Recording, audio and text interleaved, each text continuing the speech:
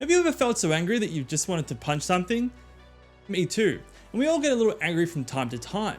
So let's have a look at the angriest, greenest, most muscular boy out there, Hulk, for the PS2. Can you not fucking walk into my shot next time? I'm filming here, mate. Fuck's sake. Now you may have clicked on this video because you loved this game growing up or you had fond memories of it, but I'm here to burst your bubble. After replaying this game, I've got to say that this Hulk game No way.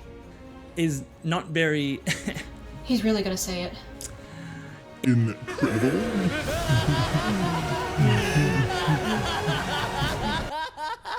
Now for the uninitiated, this movie is a tie-in game, but not really, to Ang Lee's Hulk, which came out in the same year of 2003 to mild success. I say not really because the game acts more like a sequel to the 2003 movie, as this game and the events that take place are set many years after the movie. It primarily focuses on you as a Hulk, taking down some lesser known Hulk villains until you make your way up to the leader. He has a master plan of trying to release a mutated army onto the world, and it's your goal to stop that. That's pretty much the entire story of the game. And if that wasn't already silly enough, the way we go about doing this should convince you that the game story is really not great.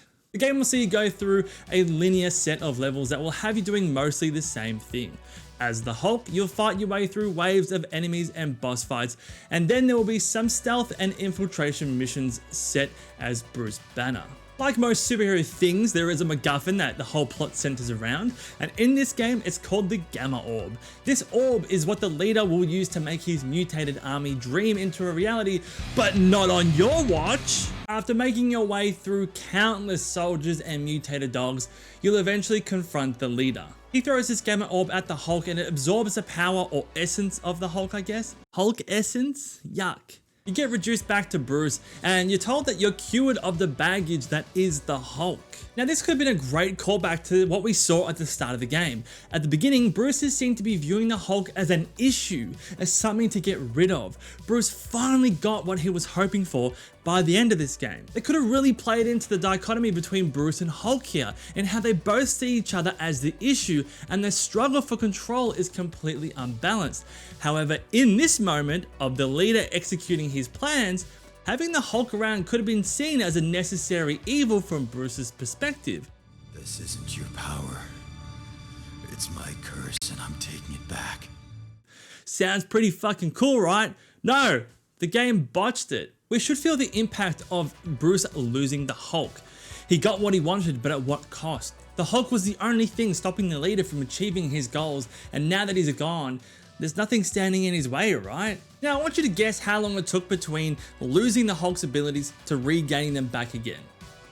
Got your guesses? Was it less than a minute? Because that's how long it takes for that to happen in this game. Losing the Hulk and regaining him in such a short period of time makes that whole endeavor feel useless, and any impact or momentum carried by that moment is instantly gone because, well, the issue resolved itself so quickly. I also need to add the leader being one of the smartest beings in the world with the potential for limitless intelligence has 4 levers out in the open, and by pulling them down you release the shield encasing the orb that will reunite Bruce and the Hulk.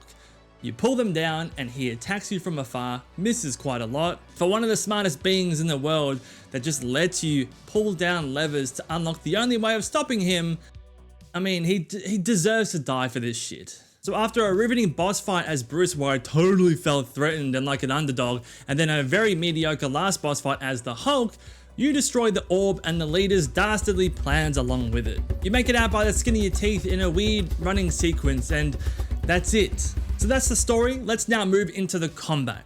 In a Hulk game, I want to feel like the Hulk, like I'm a walking, breathing tank where very little could take me down. In this game, you are fighting for your life. This would make sense if you were going up against equally strong enemies, but this Hulk feels incredibly weak to even the most basic of enemies. Even when standing side by side, the Hulk is only slightly taller than regular dudes. Hulk is meant to be somewhat intimidating and imposing in both size and strength, but he is constantly made to look just puny here. This iteration of the Hulk is actually one of the tallest we've ever got, which only makes the decision to make him look this small even stranger. That mixed with the most basic soldiers able to take chunks of your health away with simple guns and you're not doing a very good job of selling that Hulk fantasy. Combat as a Hulk is equally as lackluster, where you get a regular attack, a heavy attack, a grab mechanic, and the occasional spike in damage output through this rage meter once it's full. The disappointing thing here is that the combat never evolves. The moves you get at the start of the game are the exact same moves you finish with. There's no skill tree, no unlockable combos, or elevations in this department at all. This means that regardless of whether you're facing a basic enemy or a boss, they will more than large be taken down in the exact same way. The game does try to vary the combat side of things by giving you different enemy types, but just like the rest of the game, it's overall lacking in its execution and will have you leaving wanting more. The variety, if you can call it that, is reduced to soldiers, soldiers with guns, soldiers with shields, blue guys with guns, or mutant dogs. Hey yo, this game got that dog in it. Who fucking writes this shit? I do, because I'm a fucking idiot. Self-deprecation, hide the pain with humor. Now, the enemies that do need to be taken down differently or display different behaviors really is appreciated, but it felt like a last-ditch effort to make up for the lacking combat system overall. You think as you progress further into the game and as the enemies became more difficult and cumbersome, you'd unlock additional abilities, moves, or combos to help navigate through all of that. But no.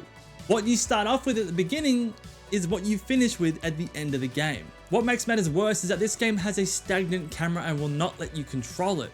This is fine in instances where the camera is good, and for the most part it's actually pretty well behaved here. But there are certainly moments where it was frustrating.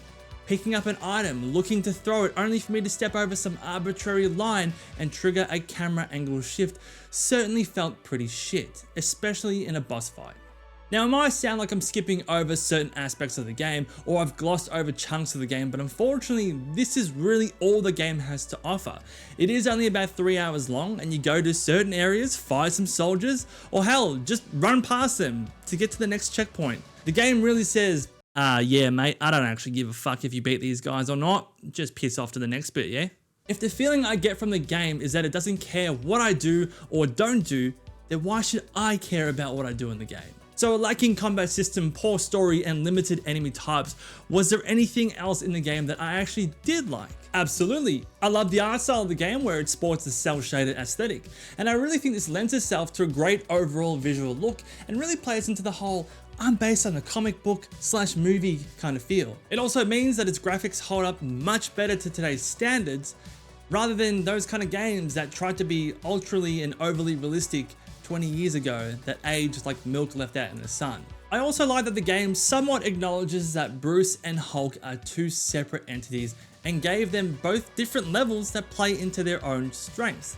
Hulk with the smashing of course, and Bruce with the stealth sections and decoding puzzles. It is very basic, but it was just nice seeing both individuals getting some love. So after all that, the game ends with Bruce walking off into the sunset and whoa, is that a Hulk shadow? I sure hope this means we're getting a sequel. But that's the Hulk game. In terms of a movie tie-in game, it wasn't too bad. But in terms of a Hulk game that aims to deliver an experience or taste into fulfilling the Hulk fantasy, it definitely missed the mark.